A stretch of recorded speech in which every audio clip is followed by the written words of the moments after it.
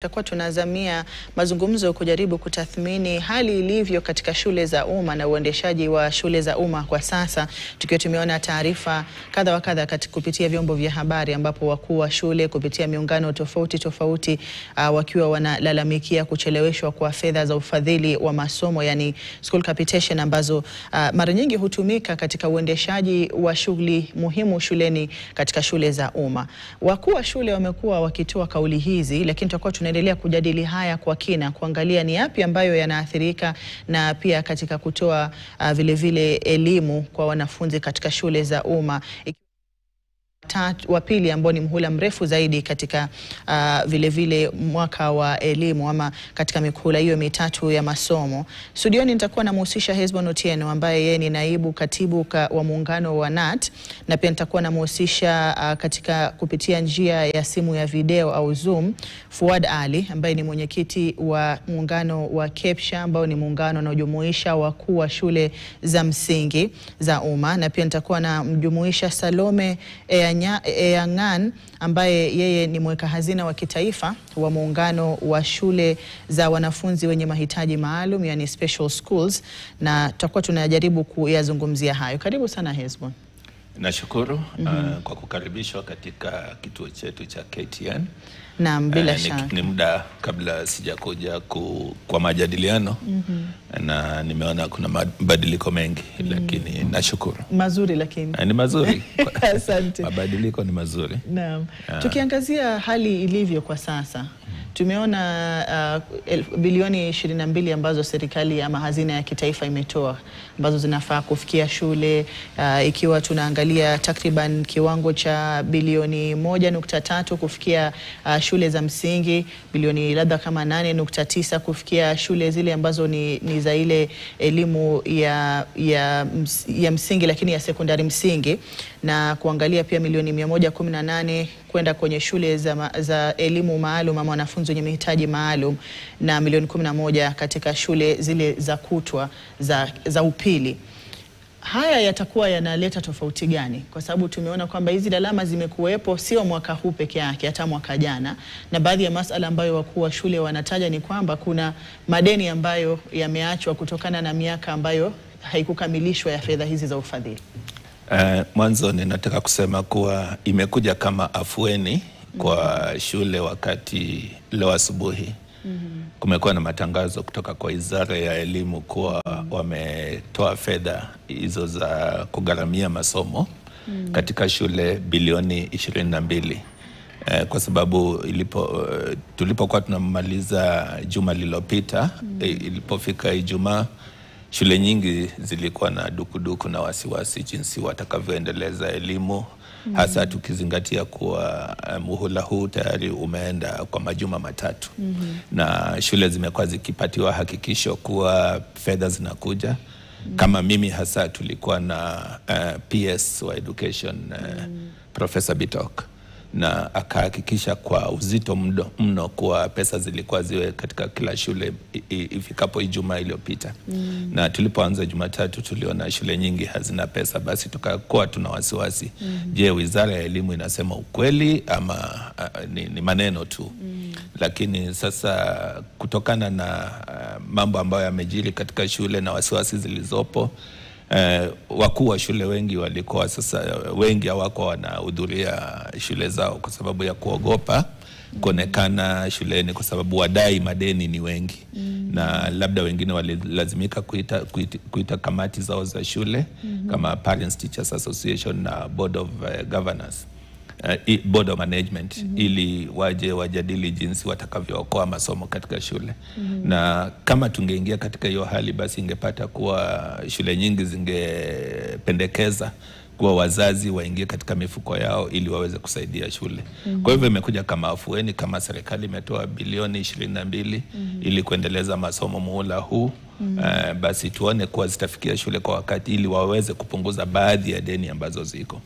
Lakini tukitazama kuwa serikali inapotoa bilioni 22 kwa wakati huu, pesa ambazo zilikuwa zinastahili kutolewa kwa shule muhula uliopita, hasa katika shule za sekondari ambazo nimeona kuwa kulikuwa na upungufu wa karibu kila mwanafunzi shilingi 2,300. Kwa hivyo inamaanisha kuna deni ya pesa ambazo zilikuwa zitolewe muhula uliopita, ambazo zilikuwa zinasilikwa 50% ya pesa zote ambazo zinastahili kupatiwa katika kila mwaka wa elimu, kalenda hii ya elimu. Kwa hivyo inamaanisha kuwa bado kuna masalia ya pesa ambazo zilikuwa zinastahili kutolewa muhula uliopita, na pia tukiangalia mwaka uliopita pia kulikuwa na masalia, na hawajaangalia masalia na hizo pesa zimewekwa katika bajeti ya shule kuhakikisha kuwa madeni ya shule yote yamelipwa na yale mambo ya muhimu ambayo yanaendeleza elimu katika shule pia yameshughulikiwa. Kuna malalamishi ambayo yalitoka kwa shule zingine, wanasema hata vifaa ambavyo tunasema basic ambavyo vinahitajika kuendeleza elimu havikuwako shuleni kama chaki. Kuna shule zingine zilikuwa zinasema wanafunzi lazima waende wanunue vitabu, waje na vitabu vyao vya kukadiria ama kuandikia. Kwa hivyo bado deni hizi, hata kama pesa hizi zimetolewa bilioni 22 kwenda katika shule, nyingi zitatumika kulipa madeni ambayo yapo, na inamaanisha kuwa hata baada ya shule kulipa deni hizi, basi kutakuwa bado wataingia katika hali ya kukopa tena kama hawatahakikisha kuwa zile masalia pesa ambazo zilibaki katika mihula ambayo imepita, na hasa muhula uliopita ambao kama sekondari wanasema kuna upungufu, basi bado huo uzito utakuwa. Bila shaka nafikiri umeeleza kwa kina kama kuna madeni yaliyosalia mwaka jana na muhula uliopita, na hizi fedha zilizotolewa hazitaweza kumudu madeni hayo na bado kuwa na ziada, basi inamaanisha madeni bado tutakuwa tunasonga nayo. Ni kipi ambacho kinaathiri ama masuala kama haya yanaathiri vipi kiwango cha elimu? Kwa sababu tunaona kwamba mwalimu mkuu anashindwa labda atakuwa kwenye shule kama ulivyotaja, kwa sababu anawatoroka wadeni wake, na hata anapoweza kuwapunguzia yale madeni lazima akope tena. Hivyo ni kama unaishi kwa kukopa mara nyingi. Wazazi wamelazimika katika baadhi ya shule, wale walikuwa wamezungumza na walimu wakuu kununua makaratasi ile ya kuchapisha mitihani, kuchapisha baadhi ya masomo ambayo yanahitajika shuleni, gharama ambazo zingekuwa zinamudiwa na shule lakini haziwezi kumudu shule zenyewe kwa sababu ya madeni haya. Nitaweka madhara haya kwa viwango viwili. Kiwango cha kwanza ni mambo ambayo yanahusika katika kuendeleza masomo katika shule.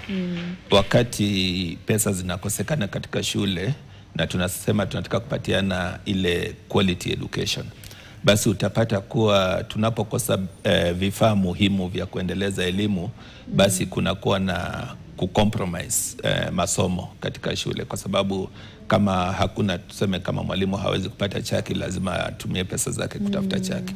Kama wanafunzi hawezi kupata vitabu vya kuandikia, lazima waambie wazazi wao wapatiane, na utapata kuwa kuna wazazi, si wazazi wote wanaweza kumudu kupatia watoto vitabu. Kama itakuwa ni ama masomo ya sayansi laboratory, hasa katika shule za sekondari, hawana vifaa vya kutosha katika laboratory ama dawa za kutumiwa na kemikali ambazo zinatumika katika laboratory, na kama ni kwenda katika mambo ya extracurricular activities, watoto hawezi kwenda michezo jinsi inavyofaa, basi katika hali hiyo hata tukisema tunataka kupatiana masomo ambayo ni ya kiwango cha juu, qualitative education, basi hiyo tayari imeadhirika kwa sababu ya ukosefu wa pesa katika shule. Hayo mambo ya muhimu ambayo yanaweza kuhimiza watoto kusoma vizuri. Hata tu tukiangalia mazingira ya masomo yenyewe pia, madarasa, hali ya madarasa yalivyo, na mambo mengine ambayo yanafanya mazingira yawe bora ya masomo, kama haya hayapatikani kwa sababu ya ukosefu wa fedha, basi inakuwa na tatizo kubwa. Tatizo la pili ni kuhusiana na kuadhirika kwa walimu wenyewe na labda hata wakuu wa shule. Kuna jambo ambalo linatokea, ni jambo ibuka ambalo linaitwa wellness, yani inatoka na mental wellness na general wellness ya mwalimu. Wakati unasukumwa kabisa, watu wanadai utoe elimu katika kiwango ambacho kinafaa na hawaja kupatia vifaa ama mazingira ambayo yanastahili na wanakusukuma. Kama nimezungumzia, mkuu wa shule ambaye anastahili kuwa shuleni kuhakikisha nidhamu iko shuleni, walimu wanaingia madarasa jinsi inavyofaa, ratiba ya shule inafuatwa, wazazi wakija shuleni wanashughulikiwa vile inavyofaa. Mwalimu huyu mkuu asipoenda shuleni kwa sababu ya kutoroka wadeni, katika wazo na akili zake anateseka. Kwa hivyo inamdhuru, na inapomdhuru kisaikolojia, pia utapata kuwa madhara hayo yanatoka kwa kisaikolojia mpaka inaingia katika afya yake. Kwa hivyo tunapata walimu wengi wanakuwa katika hali ya kudhoofisha afya zao. Hata wengine wamecommit suicide, wamejitoa uhai kwa sababu uzito wa mambo ambayo wanabeba. Na hata walimu wengine darasani, unapata sasa mwalimu hata ile motisha ya kutaka kufunza inarudi chini, kwa sababu sasa vile vitu ambavyo anastahili kuwa navyo vinamsaidia kufundisha hapati. Sasa motisha ya kwenda darasani na kuhakikisha kuwa amepata nafuu ya kufundisha haionekani. Kwa hivyo madhara yanakuwa katika shule. Kwa hivyo ni muhimu tu wakati serikali inazingatia kutotoa fedha kwa wakati unafaa, waangalie tu si kuwa shule zitateseka na wanafunzi. Ina madhara mengi, na ndio tunasisitiza masomo ni mambo ya muhimu katika shule na katika bajeti ya serikali, na ndipo katika bajeti nyingi pesa nyingi huwa zinawekewa elimu, ili elimu ikiwa msingi wa taifa isiadhirike kwa chochote, ili kwa sababu kizazi kijacho kisipopewa msingi bora wa saizi, tutakosa rasilimali ambayo inaitwa human capital ambayo itaweza kusaidia nchi. Kwa hivyo lazima uzito tu utiliwe pale wa kutoa pesa kwa wakati unaofaa.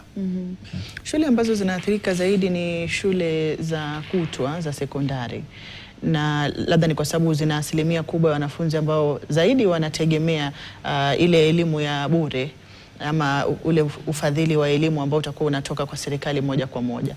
Tunapoangalia kiwango cha elimu ya sekondari na vile vile hatari ambazo zipo katika mazingira ya nje ya shule, wakati ambapo wanafunzi wanakwenda shuleni wanarudi nyumbani, lakini wanapokuwa wakienda shuleni yale mazingira ambayo yanafaa kuwaweka shuleni hayapo, ni yapi ambayo tunaangazia katika masuala ya wanafunzi kukinzana na mazingira ya kijamii na ya shuleni?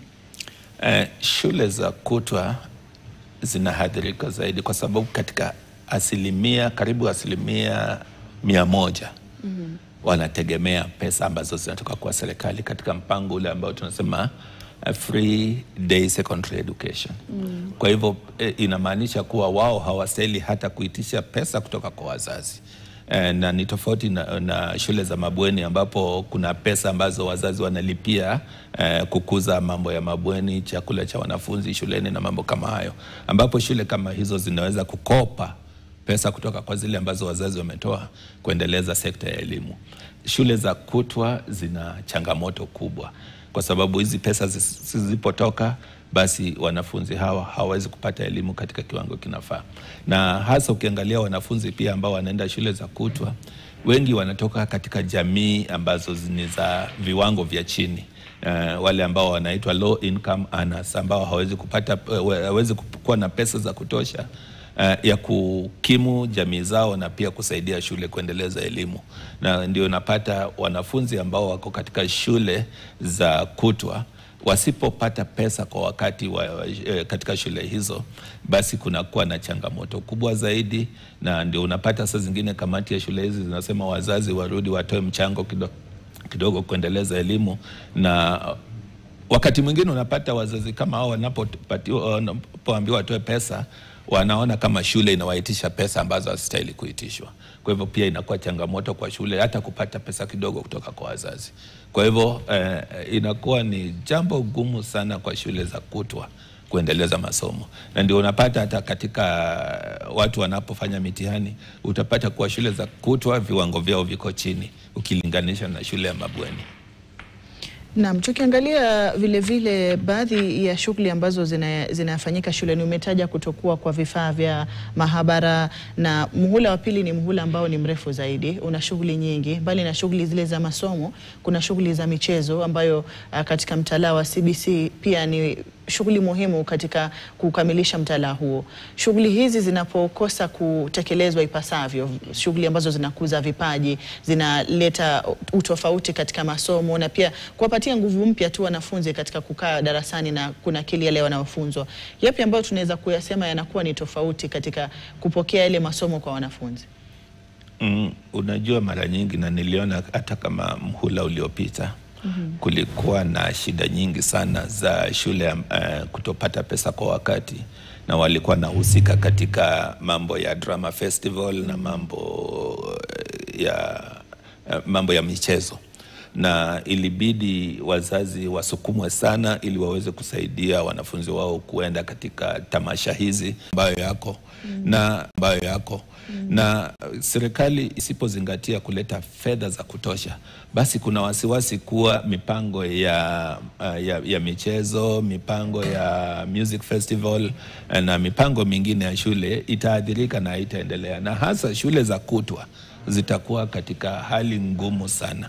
Na hata wanapotoa bilioni 22 ambayo wamehakikisha wametoa, hizi pesa hazitatosha kuwezesha kila shule kushiriki katika kila hali yote, wasiporudi na kulipa zile pesa ama masalia ambayo imebaki. Kwa hivyo himizo ni kwa serikali, ndio wamepatiana bilioni 22 na tunataka kushukuru, ni pesa ambayo itasaidia shule katika kiviwango ambavyo fulani, lakini bado tunawahimiza wanapoendelea kutafuta pesa wahakikishe kuwa shule zimepata pesa zote ambazo zinastahili.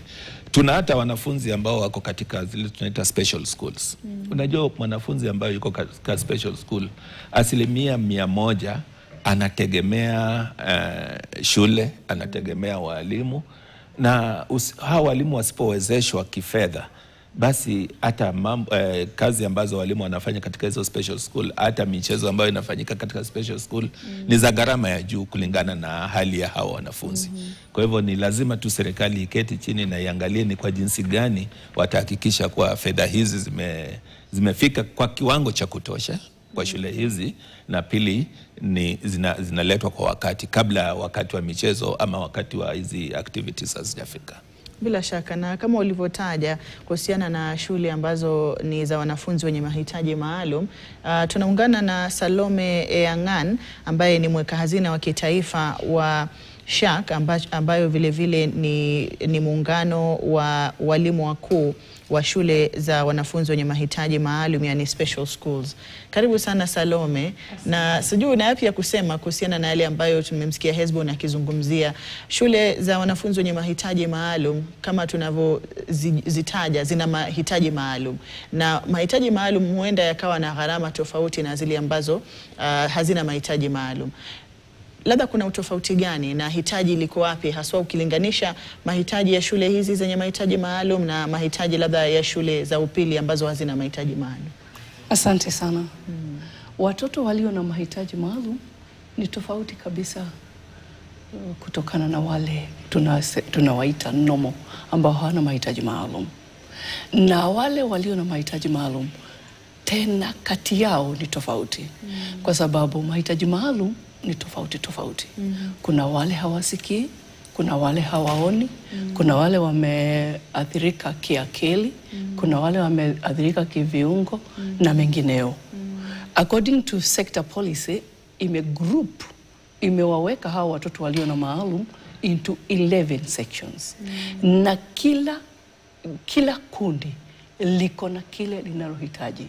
For example, tukichukua tu kundi moja la wale ambao hawaoni, the so-called blind, hao wanahitaji braillers ndio waweze kuandika ama kusoma. A braille itself ina cost 150,000. Katika Kenya hii, ni wazazi wangapi wataweza kuwa na 150,000 ndio waweze kupatia huyu mwanafunzi kifaa anachohitaji kutumia kusoma?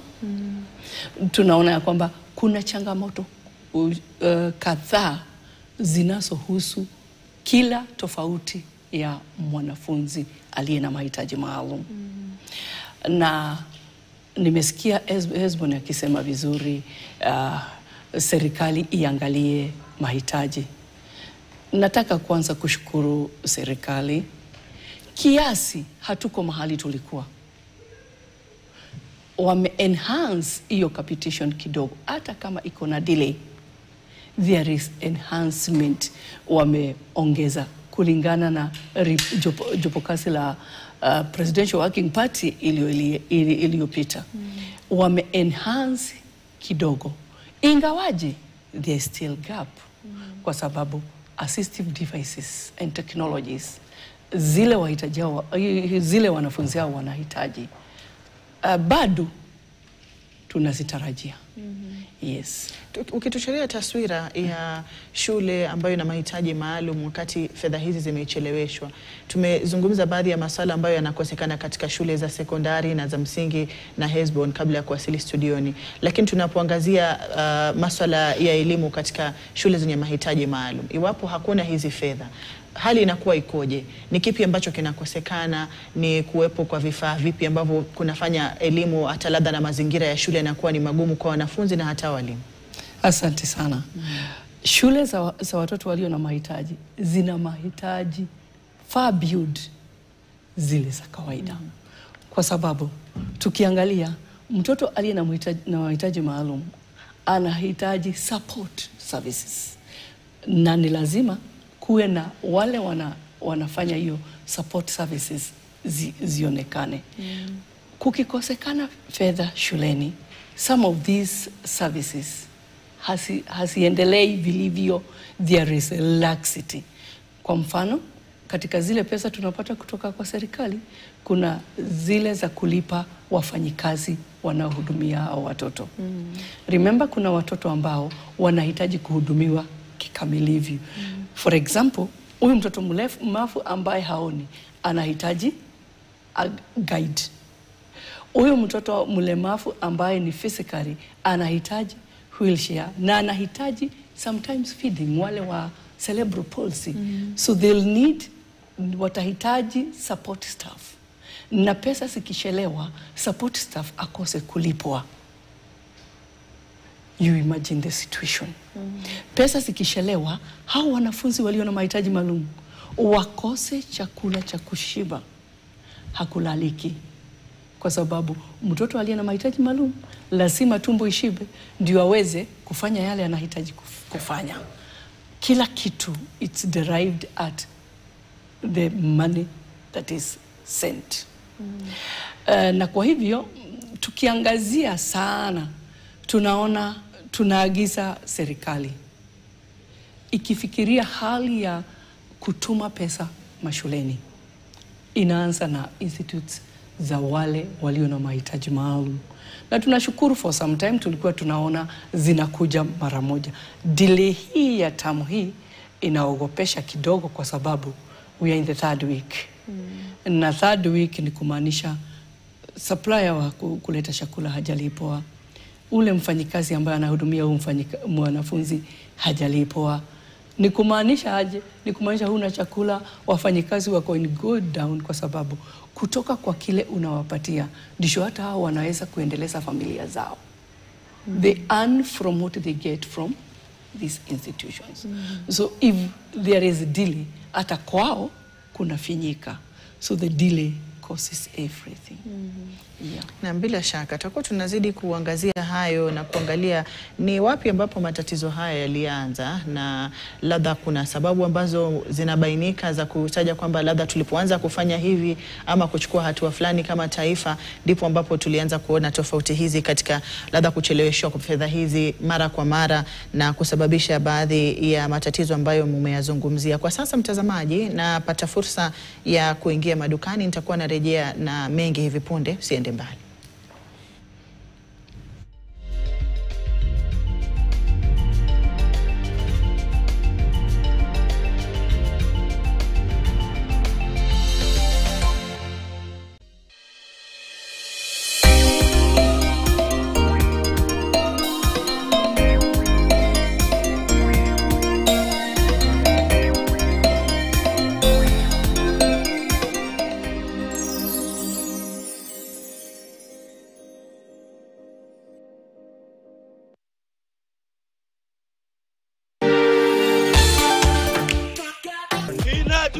kubaba. Hakuna mambo ingine ila kubaba.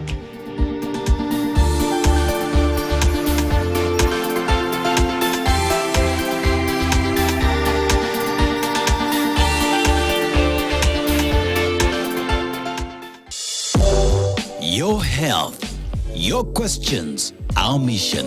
So what do you look out for? Health Digest, your trusted guide to living better, longer and healthier is back. And it is bigger and better. We're just gonna carry on with the treatment. From cutting-edge medical breakthroughs to everyday wellness tips, we uncover the facts, bust myths, and bring you expert insights that matter. Our target for tuberculosis is to make treatment much easier. Whether it's fitness, nutrition, mental health, or medical advancements, we break it down in a way that's easy to understand and act on. Stay informed, stay empowered. Don't miss Health Digest with Gloria Milemo every Saturday at 9 p.m. only on KTN, where your health is our top priority.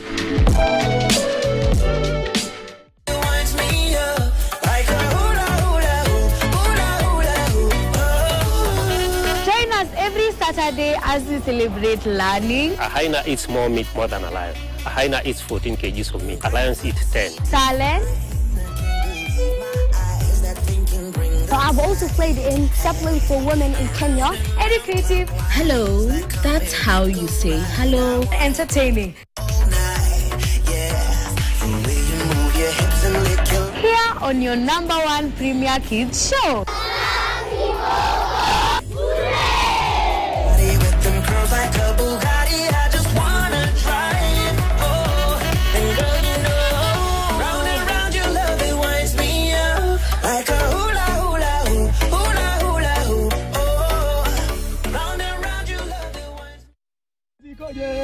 Oh, ni mimi unaongelesha? Ni wewe unaongelesha ndugu. Mimi nilikuwa nafikiria ni kuimba unaimba. Ni kuimba kweli naimba, lakini nakuuliza tena kazi iko waje? Wewe ni nani unabeba hapa kama nani wewe? Hii ni stage na si ya mtu. Toka hapa. Toka hapa. Toka hapa. Wewe achana. Ama utafanya nini? You dears. My hostess. Yeah, Jezebel. Kumbe unaitwa Judas. Unaniaibisha mbele ya my family. Severally. Several times. 550 only. No, you have been a good person to me. Lazima nikuongeze ka kitu bana. Uko shule. Wewe lipa gari. Unataka how much? 50,000. Atapi yote? Tiriati. Mnanipeleka madhara ndio mali yangu kule vile mnataka. Kuna mnadanganya ati this for my own good. Ndiwe ulimaliza maji kwa fridge. Ukarudisha kibuyu bila maji. Serious. Unanipigania hizo madrama nikiwa job? Wewe amtalipa gari. Unataka kulipa? Unafaa nikuitie polisi wewe. Nonsense. Toka hapa.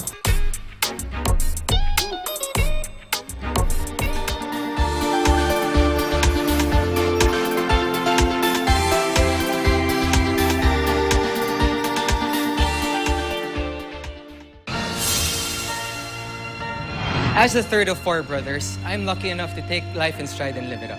But soon I reckon, even a carefree life has its consequences. Hello, MJ Carasuto, Seb Australia, the wild child ready to give you a wild ride here on A Family Affair. A Family Affair.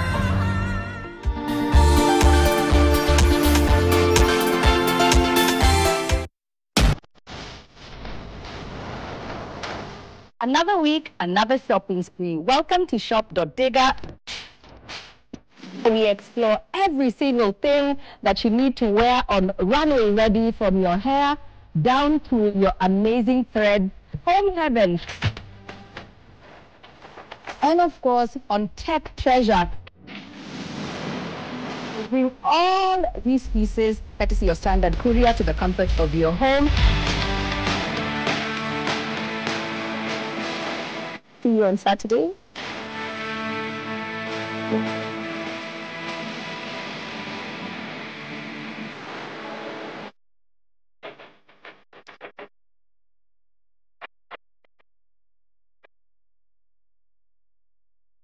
Unasonga huko kilo mahali mbali unakuwa Then you come back when you are not nailing part. Sawa sawa. Okay, mtosi. Usikuwa umeniitiza wazimu sana. Nimekuja tu kwa sababu umeniambia nikuja kuna nini? Sasa nikwambie mama. Hatuna mtu wa mama? Mama Brown. Ile kitu utaenda kunjionea leo. Sikundangani. Ni ajabu. Makaa inaendaje kwa nyama? Na mimi ndio nauliza. Isi senyu sinaingiaje kwa makaa? Wale ningekona ingo jiriki mikakati. Mikakati nijeke nkona. Ndio ngone kwa. Fuata ile tuli. Unajua kitu moja. Unaitwa mikakati. Leta mtu wa manage nyumba yake. Mimi msichana nitafuta hapa. Nilete panga inikate. Inikate mkuu. Excuse me sister, talk. Ani majirani wako. Kabisa. My good neighbor. Na wewe? Ulikucha lini? Basi ngo atwende. Tupige hiyo kitu yenye mna. Come on.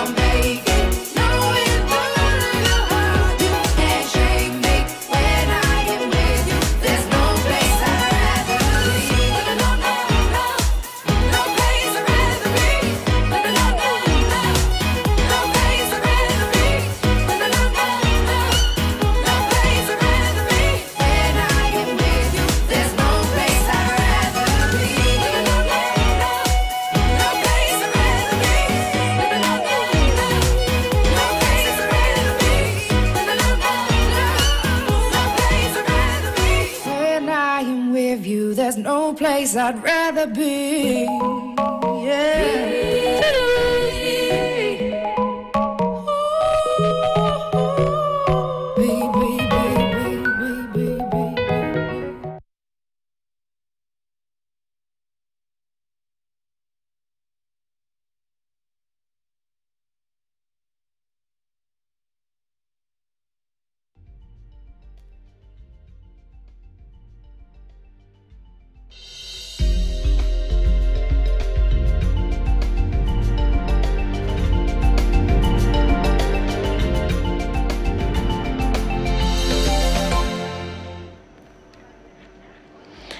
Karibu tena mtazamaji na shukran kwa kuendelea kusalia nasi tukiendelea kuzungumzia baadhi ya masuala ambayo yanaendelea kugonga vichwa vya habari ikiwemo mgao wa elimu ambazo ni fedha za ufadhili wa elimu ambazo zimecheleweshwa kwa muhula mwingine tena.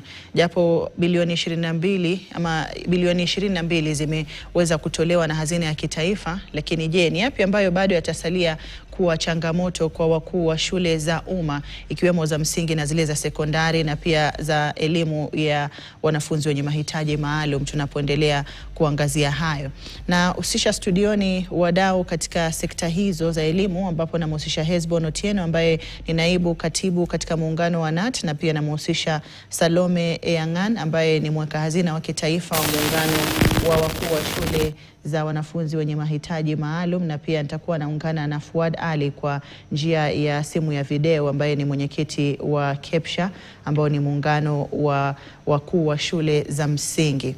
Tukiangazia hayo, taarifa ambayo inatujia hivi punde katika meza yetu ya habari ni kwamba ni pigo kwa seneta maalum Gloria Oroba baada yake kupoteza kiti hicho katika bunge la seneti kuanzia hii leo.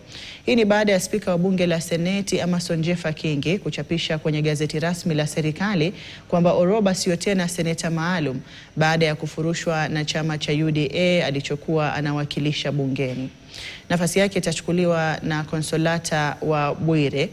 Atakuwa tunaangazia hatua hiyo na baadhi ya masuala ambayo yanaleta utofauti katika hayo hapo baadaye, tukiwa tunazungumza na mmoja wa wakili tukiangazia na hayo. Lakini kwa sasa turejee kwenye mazungumzo yetu ambayo tulikuwa tumeanza katika sehemu ya kwanza. Nikimhusisha Fuad ambaye ni mwenyekiti wa KEPSHA kupitia njia ya simu ya video ya Zoom. Fuad, ni yapi ambayo unahisi yatabadilika kutokana na fedha ambazo tumeona zikitolewa na hazina ya fedha bilioni 22 ambazo zinafaa kufikia shule, bali na kwamba kuna baadhi ya madeni ambayo mmekuwa mkidai kutoka mwaka jana na pia muhula uliopita? Yapi ambayo yanatarajiwa kuwa tofauti kutokana na kutolewa kwa fedha hizi na serikali, Fuad? Asante sana. Madam, sijui umenipata vizuri? Naam, tunakupata vizuri Fuad. Asante sana. Nashukuru nyote ndugu mlioko studioni. Nimesikia kunitajia ndugu yangu Hezron DSD na wenzake. Kwa hakika ningependelea kujumuika nanyi leo katika studio, lakini kazi zimezidi kwa upande mwingine wa nchi. Hivyo tunazungumzia nikiwa Mombasa. Leo tumepata rasmi dharura kutoka kwa Wizara ya Elimu itufahamisha kwamba disbursement muhula wa pili tayari zimetumwa.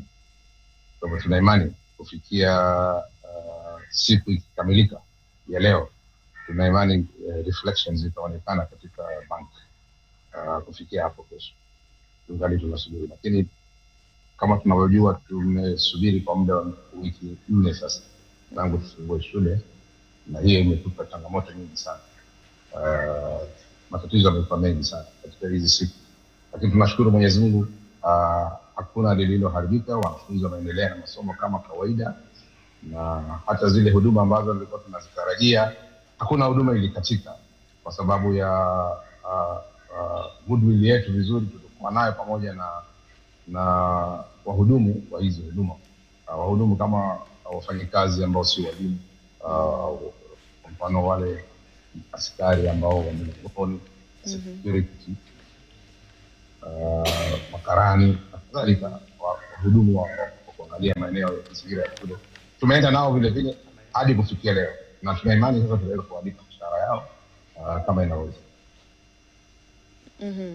Wakuu wa shule wamekuwa wakimudu vipi pengo ambalo limekuwepo kutokana na kuchelewa kwa fedha hizi, baadhi ya masuala ambayo mmebidi kuyashughulikia na mbinu ambazo mmetumia katika kuhakikisha kama ulivyotaja wanafunzi wanasalia shuleni na masomo kadri ya uwezo wenu yanazidi kuendelea inavyostahili?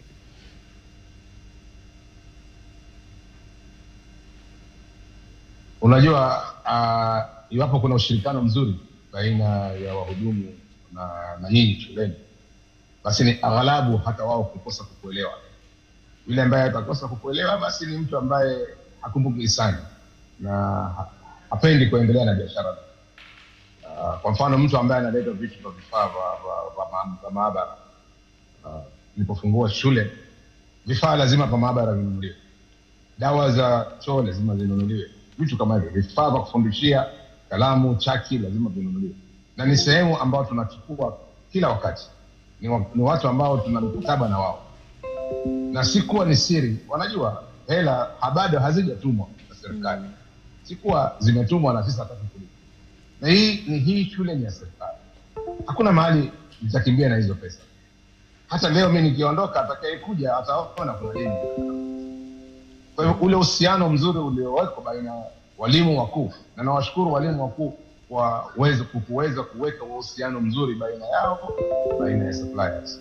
Hivyo ndio tunaweza kusurvive na hadi pesa zitakapoingia, tutakapozikabidhi mikononi, tuweze kulipa yale madeni ambayo yametukabili mbele. Ama kwa wafanyikazi vile vile wana imani na sisi ya kuwa hatuwacheleweshi mishahara yao, isipokuwa ni dharura inatokea. Kwa hivyo jambo la dharura laeleweka, na mtu yote kumfahamisha, na mwenye akili timamu na mwenye fahamu nzuri na mwenye utu na ungwana atakufahamu. Na dada, kwa kuzungumzia pengo ambalo limekuwepo. Labda kutoka tumeona mwaka jana kulikuwa na deni ambalo mlikuwa mnasema bado lipo na muhula uliopita. Ni lini ambapo mvua ilianza kuanyia na labda kuwepo kwa tofauti hizi ambapo kunachelewa kwa fedha na labda kuchelewa kwa kupitiliza sio kwa kawaida? Kwa hakika Waswahili wasema elopita sinwele tugange yajayo. Muhula uliopita tofauti iliyopo kubwa ilijitokeza ni katika mfumo wa NEMIS. Sisi tulipokuwa tunajaribu kuweka data zetu vizuri na kutuma kwa Wizara ya Elimu, hapa katikati kulikuwa na kizungumkuti baina ya mashule na Wizara ya Elimu. Sisi si wataalamu wa mambo ya internet, si wataalamu wa mambo kama hayo. Sisi ni wataalamu wa kuangalia shule. Lakini hapo katikati kulikuwa na istifham mbalimbali kidogo hapo. Ile data reflect upande ule wa pili sio ile data tuliotuma sisi. Sasa walipotutumia pesa, walitutumia pesa kulingana na ile data walionao wao. Ambayo sio ile data tulionao sisi. Na sisi tumejaribu kueleza, sisi hatujaweka hivyo. Lakini wanasema wao wana receive hivyo. Kwa mfano, mimi nimeweka niko na watoto 1000 shuleni. Na nimejaza kila darasa. Inapofika kwao inaonekana watoto 700 ama 600. Tofauti karibu watoto 400 500 hawapo. Sasa wanapotuma pesa wao wanatuma kulingana na ile data ambayo iko kwao, na wanatuma kamili. Kwa wao wametuma kamili. Kwetu sisi ni kamili ya wao, si kamili yetu. Kwa sababu sisi tumetumiwa pesa kiwango cha chini kwa wale wanafunzi tulio nao. Na tukajaribu kulizungumzia swala hilo kwa wizara, na mwisho tukakubaliana ya kuwa kweli kuna matatizo kwa NEMIS na hebu tukae tubadilishe huu mfumo wa NEMIS. Ndio maana sasa tumeenda kwenye KEMS. Tunatoka NEMIS tuingia KEMS, tukitarajia zile changamoto tulikuwa tukizipitia kwenye NEMIS sasa hazitakuwepo. Na mtakuwa napata maoni zaidi kutoka kwako Fuad, lakini labda nimuhusishe Hesbon. Anayozungumzia Fuad ya changamoto za teknolojia. Tumeona kwamba kuna huduma nyingi ambazo za serikali tumeziweka kwenye mitandao, tukitarajia kwamba itakuwa ni rahisi zaidi. Nafikiri pia kuna kipindi serikali ilikuwa inasisitizia masuala ya kulipa karo kupitia mtandao huo wa serikali, ikitaka kutoa ule ufisadi na labda ufujaji wa rasilimali za serikali. Lakini labda ungezungumziaje katika kuweza kuleta uwiano katika masuala ya kutumia mitandao na bado pia kuweka ustawishaji wa shughuli ambazo zinahitaji moja kwa moja fedha hizi bila kuingiliana na tashwishi za mtandao? Mwanzo nataka kushukuru ndugu yangu Fuad kwa kuweka mambo ya mahusiano na wale ambao ni suppliers wa shule bayana, na amesema uhusiano huo mzuri umefanya shule ziwe zinaendelea vizuri katika masomo. Nafikiria hilo ni jambo mzuri na ni hakikisho nzuri. Na pia unajua Fuad anazungumza kama yule ambaye yuko kwenye ground. Tunasema mahali ambapo kazi ipo. Waingereza wanasema where the rubber meets the road. Kwa hivyo wao ndio wanajua yale mambo ya kimsingi ambayo yanastahili kufanyika ili masomo yaje katika hali nzuri. Kulikuwa na changamoto kubwa wakati wamekuwa wakitumia mfumo wa NEMIS, kwa sababu serikali ilikuwa imeweka kuwa watatoa fedha kulingana na wale wanafunzi ambao wamekuwa captured na NEMIS. Na ili mwanafunzi yawe captured na NEMIS ilikuwa inabidi wawe na birth certificate, records na kama hayo katika shule. Na unakumbuka wakati tulianza mfumo wa elimu ya bure, wanafunzi wote waliambiwa wapelekwe shuleni, hata wale ambao hawakuwa na birth certificate walienda shuleni. Kwa hivyo shule zikawa na wanafunzi wengi ambao hawajatambulika katika rekodi yote ya vyeti.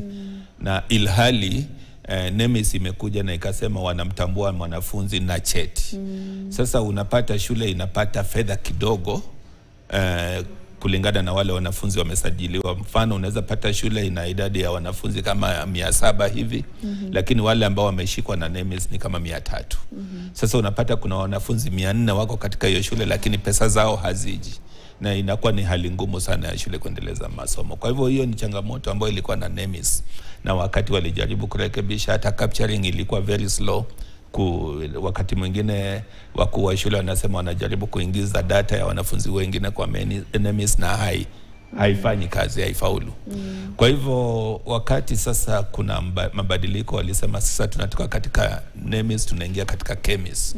Walisema KEMIS inachukua data right from inception kutoka chini. Kwa hivyo na hizo data zitaendelea, hakuna wakati mtu ataulizwa data tena, kwa sababu rekodi zitakuwa na hiyo KEMIS itakuwa inafuatilia. Kiingereza tunasema monitoring. Itakuwa inafuatilia mwanafunzi mpaka wakati ataenda katika kiwango kubwa sana cha masomo. Kwa hivyo wakati unataka kujua mambo kuhusiana na mwanafunzi, ukifinya KEMIS utapata kila ambacho unastahili kupata na itarahisisha kazi. Kwa hivyo nafikiria tukiangalia teknolojia katika hiyo hali, na tunataka kusema kuwa kama hayo yatatendeka, basi itarahisisha kazi hata kwa wakuu wa shule kupata fedha kulingana na idadi ya wanafunzi ambao wako nao shuleni. Na hata wakati tuna ile ambayo inaitwa transition, labda mwanafunzi ametoka grade ya 9 sasa naenda senior secondary, bado kwa sababu hiyo data iko, itasaidia na watu hawatasumbuka sana. Kwa hivyo katika teknolojia hiyo hali tunasema labda itasaidia. Lakini tena umezungumzia hata kulipa fee kupitia, kama kuna malipo yote ambayo inaenda kwa shule kupitia kwa digitali ama teknolojia. Na ukaona imeleta debate kubwa sana. Ni kwa sababu wakati mwingine labda fee ya shule fulani imepitizwa katika Wizara ya Elimu kupitia kwa teknolojia, na tunasema ni kuzuia labda mambo ya ufisadi na mambo kama hayo. Lakini tena tunaangalia kwa ikipitia kwa huo mfumo, hatuna uhakikisho kuwa kule ambako zile fedha zinaenda hakuna ufisadi. Unajua, unaweza kusema kuna ufisadi kwa shule, lakini kule kwa wizara pia kunaweza kuwa na matatizo kama hayo. Kwa hivyo pesa pia ziende kule, alafu tena kuwe na matatizo, pesa zililipwa, fees zililipwa za shule fulani, lakini sasa wanataka kuaccess hiyo pesa ili waendeleze elimu, tena unapata kuna changamoto. Hilo ni jambo la kwanza. Jambo la pili, pesa zikienda kwa ule mfumo ili zitoke tena kwa wizara zirudi kwa shule kwa matumizi, hatua ambazo zinastahili kufuatwa inaitwa bureaucracy. Unapata kwa kuna kucheleweshwa, unaweza kama muhula mzima hujapata pesa ambazo tayari zimelipwa na mnastahili kutumia. Ndizo changamoto ambazo tulikuwa tunasema ukitupeleka katika hali hiyo itakuwa ni vigumu sana kwa shule kufaulu. Afadhali pesa zilipwe kwa shule na kuwe na monitoring, na hiyo ndio inaitwa audit system ya serikali. Ikiwa nzuri, basi hakuna haja ya kuwa na njia ndefu ya kufikisha pesa katika shule. Kwa hivyo kwa sasa tunasema wakitaka kutumia digitali, tuko katika msimu wa kutumia digitali katika kila hali. Basi na tuwe na control measures ambazo zimewekwa kuhakikisha wakati tunaenda kutumia digitali haitaleta madhara mengine, kuwa kuna control measure na haicheleweshi mambo, na pia data ambazo zinakuwa captured vizuri. Bila shaka. Bila shaka takuwa pia tunazungumzia zaidi hayo. Nipate maoni ya Salome. Masuala ya kutumia mifumo ya kidijitali, nilikuwa namuuliza Fuad wapi ambapo mvua ilianza kuanyia, na akaeleza ni kutokana na matumizi ya mitandao na tashwishi ambazo zilikuwa zipo kulingana na vile vigezo ambavyo vilikuwa vimewekwa katika matumizi ya mitandao, hususan wa KEMIS ambao ulibadilishwa baadaye. Kwa upande wako katika shule zenye mahitaji maalum, tofauti ilikuwa ni gani katika kuweza kuleta ule usawazisho wa kutumia masuala ya kidijitali, na pia vile vile kuhakikisha kwamba ile data haiwaeke nyinyi katika changamoto, lakini inawasaidia zaidi kupata fedha ambazo mnahitaji? Shukran. Katika shule za watoto walio na mahitaji maalum ni tofauti kidogo, kwa sababu mwanafunzi yeyote aliyoko katika shule yenye mahitaji maalum lazima awe assessed ndio atumwe kule. Sasa kutoka muhula uliopita tunafanya reassessment. Reassessment inamaanisha kila mwanafunzi aliyoko katika shule ya watoto walio mahitaji afanyiwe assessment ndio to confirm disability yake. Ni kwa nini? Kwa sababu kuna wanafunzi kule wametumwa, pengine they don't qualify to be there. Wrong placement. yenyewe ni njia nzuri. Lakini imechukua muda mfupi sana. Hatukupewa muda unaotosha kufanya assessment, ku-upload huyo mtoto ndio wawe na the right information.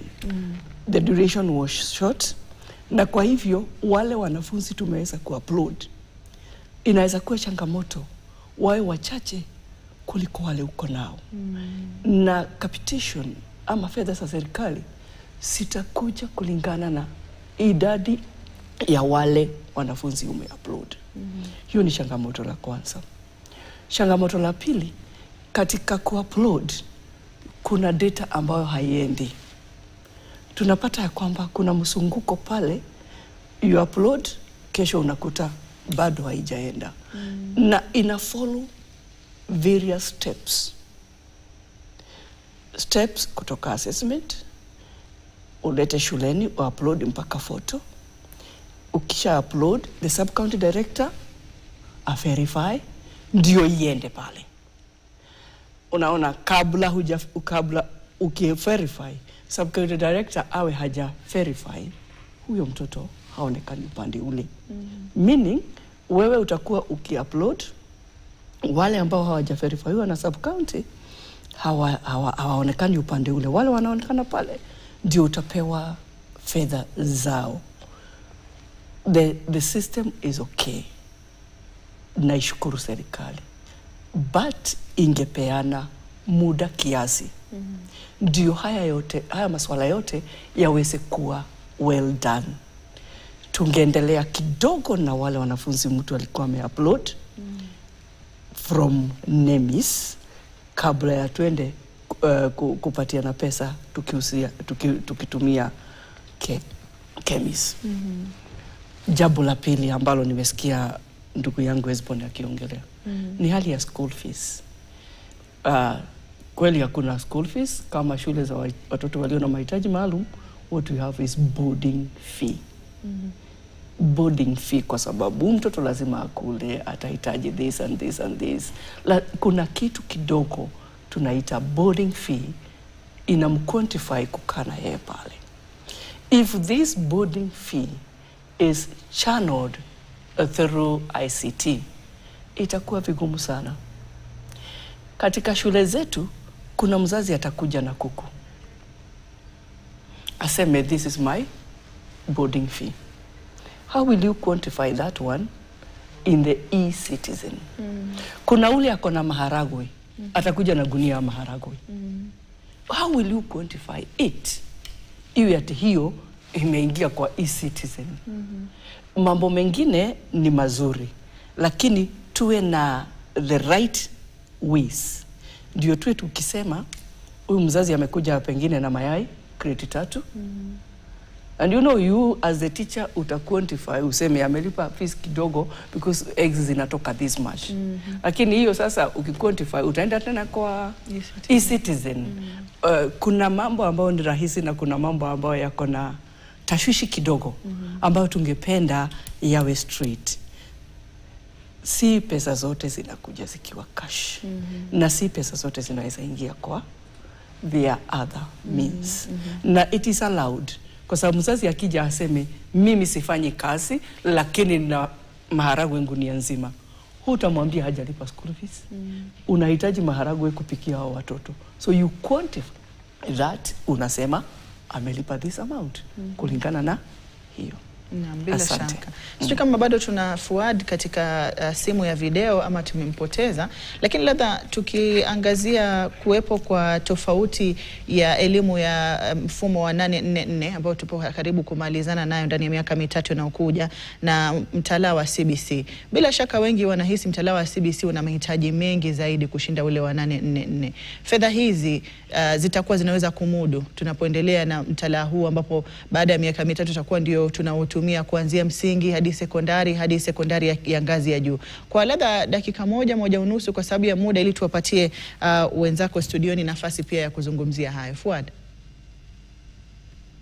Asante sana. Naam. Na elimu ya mtaala wa CBC ina mahitaji mengi zaidi ukilinganisha na 844, na labda kwa kuangazia tu fedha na ufadhili ambao unatoka kwa serikali sasa hivi, unaweza ukamudu mtaala wa CBC ama CBE kama unavyoitwa kwa sasa, ukilinganisha kwamba kuna utofauti wa mahitaji hususan katika kuangazia umilisi? Asante sana. Kwa sasa tunauita CBE kutoka CBC. Kwa sababu CBE, Competency Based Education, ni mfumo wote kwa jumla, kuanzia assessments na kuanzia curriculum yake na kila kitu. CBC ilikuwa bado ni mkaba kwa mambo madogo, na sasa tumepanuka kutoka kwenye CBE. Huu ni mfumo mzuri ambao kwa shule za msingi tayari tumekamilisha. Hatuko tena kwenye 844 kwenye shule za msingi. Labda watakapoenda shule sasa za senior school, ndio kidogo secondary school mpaka sasa wako nayo, but kuanzia mwaka ujao na wao wataanza CBE. Lakini kwa upande wetu wa primary na junior school tumeingia katika mfumo wa CBE kabisa. Hatuna tena 844 kwa upande wetu. Ni mfumo ambao mzuri, unajenga talanta za wanafunzi na unampatia mwanafunzi nafasi ya kujichagulia maishani mwake. Si kama ule wa zamani ulipokuwa unamfunga mwanafunzi kimasomo peke yake. Huu unampatia taaluma mbalimbali. Kuna yule ambaye anaweza kuendelea na mambo ya kimasomo, kuna yule anaweza kuendelea mambo ya kimchezo, yani sports and arts, na kuna yule ambaye anakuwa na talanta nyingineyo kama ya ubunifu fulani, uimbaji. Kila mtoto Mwenyezi Mungu amemjalia ana talanta yake kawaida kimaumbile ya mwanadamu. Kwa hivyo hatuwezi kumweka mtoto kwa ile mfumo ambao tunataka sisi, bali lazima mtoto awe huru wa kuchagua mfumo anaotaka yeye kulingana na Mwenyezi Mungu alivyomjalia fahamu yake. Na hiyo ndiyo CBE. Naam, nafikiri labda kidogo kulikuwa na tashwishi katika kuwasiliana kwa swali, lakini kwa sababu ya muda nitakuwa nachukua hiyo kama kauli yako ya mwisho kwa kutufahamisha tofauti katika labda tofauti katika kusawazisha CBE na CBC. Nipate kauli za Hesbon na Salome tukifunga labda kwa dakika moja ama nusu dakika kila mmoja. Mtaala wa CBE una mahitaji kama alivyotaja Fuad, kwa sababu unaangazia mtoto na mahitaji alionayo na uwezo alionao. Ufadhili ambao tunaupata sasa hivi kutoka kwa serikali, unaweza ukamudu elimu ama mtaala huu wa CBE ukilinganisha na kwamba una mahitaji mengi kushinda tuliokuwa nao wa 844? Hesbon. Ya, muda umeenda haraka sana. Nilikuwa tuna wakati wa kutosha kujadili, lakini nataka kusema kulingana na swali la ambalo linahusika na capitation, tukilinganisha mambo ya 844 ambayo ilikuwa ni knowledge based education, na sasa tuko katika competence based education. Kawaida lazima sasa competency based education itataka pesa zaidi ya ile ambayo tulikuwa tunafanya knowledge based, kulingana na yale ambayo yameelezwa na ndugu yangu Fuad. Kuna mambo mengi ambayo yanastahili fedha zaidi, na hata tukiangalia serikali ilifanya vizuri, angalau waliweka pesa za junior school ambazo ziko karibu 15,000 kwa kila mwanafunzi kila mwaka. Kwa hivyo hiyo ni jambo ambalo walianza vizuri. Lakini tukiangalia capitation ambayo iliwekwa kwa wanafunzi wa primary, bado tuna zile capitation ambazo zilikuwa kuanzia awali mwaka wa 2003 kule tulianzia free primary education. Kwa hivyo hapo kuna upungufu ambao tukiangalia recommendations ambazo zilikuwa za Presidential Working Party, walisema kuwa wakati tunaingia katika mfumo wa competency based education, lazima tuangalie tena upya capitation itakuja kwa njia gani. Unapata ya secondary, kwa sababu tutaenda senior school, bado iko pale katika 22,000 ambayo tena walikuja wakapunguza na 5,000 karudi 17,000. Lakini tutataka pesa zaidi kwa sababu competency based education ina mahitaji tele, lakini faida yake pia ni kubwa.